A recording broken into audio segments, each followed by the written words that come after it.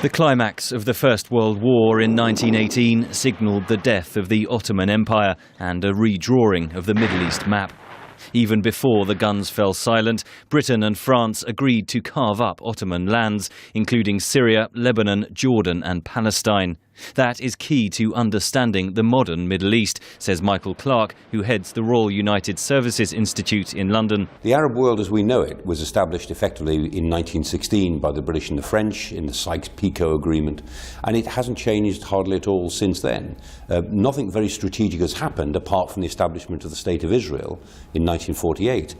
And now, this year, for the first time, the map of the Middle East is beginning to be pulled apart.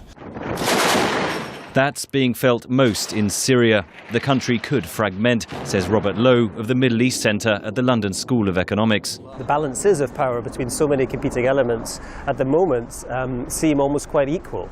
It's hard to see any one faction gaining much control. The Kurds have gained a lot of control of their towns, and they're struggling and working to sustain that.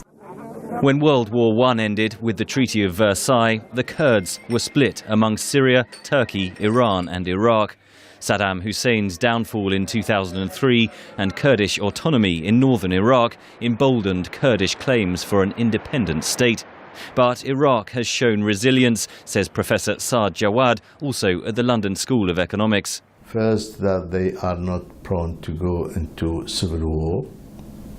Total civil war, I should say, like the one Lebanon witnessed in the 70s. And the second thing, that there are no real popular intention to split the country, even in Iraqi Kurdistan, apart from the parties.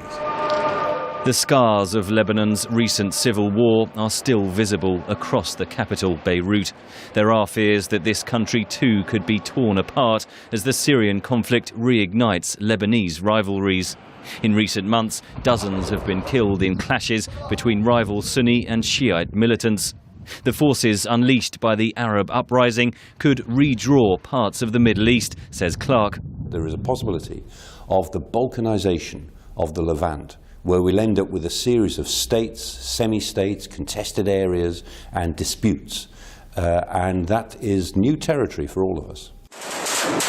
But Clarke says the revolutions across the Arab world are in the early stage and the consequences may not be known for years to come. Henry Ridgwell for VOA News, London.